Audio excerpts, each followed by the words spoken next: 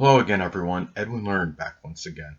In this YouTube segment, I'm going to be giving you my recap of the 2020 Week 4 XFL matchup, which took place between the New York Guardians and the LA Wildcats. Now, a lot of people did not give New York Guardians much of a snowball chance in hell to win this game, but they did prevail. They pulled it out. They emerged victorious. They were like 7-point underdogs going in, and then it went up to like 7.5 after LA had taken like a 6-3 lead on them. But this was a game which really showed a valiant effort by the New York Guardians. Very impressed by them. Now they won 17-14 over the LA Wildcats. It was a home game for them.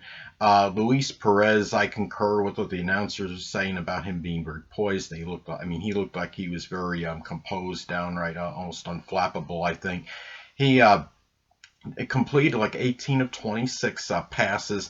He didn't throw for that many yards, but he did. I mean, he was very conservative. He did not make many miscues, and I think that's what the New York Guardians were basically, the coach was basically looking for him to do in this game. Matt McGloin may be out as the starter from this point. I would not be surprised. I think they may go with Luis Perez from this point on. I think as McKay, the receiver, had a drop pass at a critical juncture in the game, and I was really a little bit pessimistic regarding the Guardians in terms of their chances after that drop pass.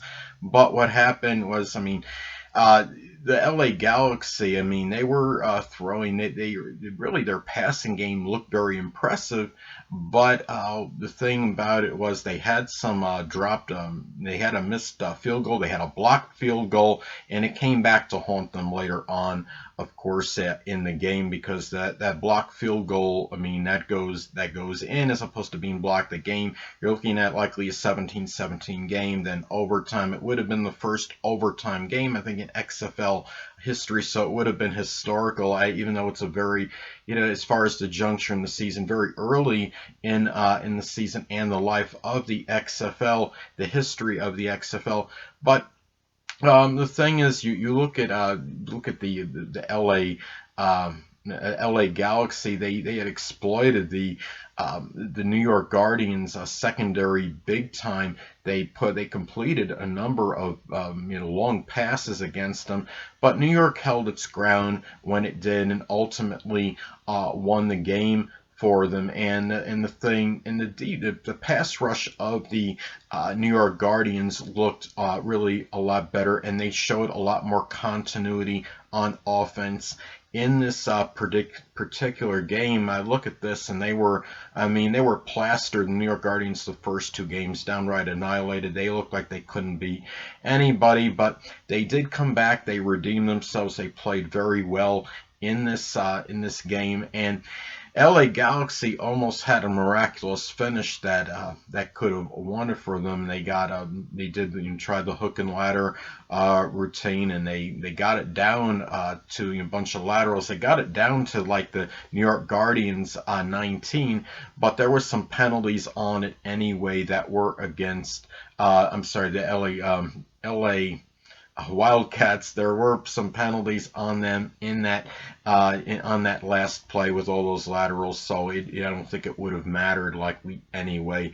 So, but it was a close one. It was one of those nail-biting games that they had, and they wound up and New York Guardians did wind up prevailing again, 17-14. It was somewhat of an ugly win, but New York Guardians and their fans, and including myself, will take that victory. So, and New York really did this more on the ground, and they did more through the air, and even the announcers kept talking about.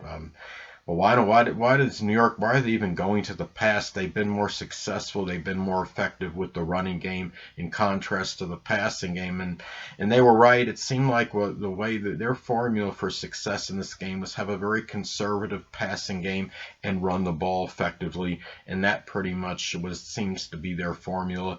And it wouldn't surprise me if they keep attempting to use this formula in order for future success for this team. So anyway, final score again, New York Guardians 17 and the LA Wildcats 14.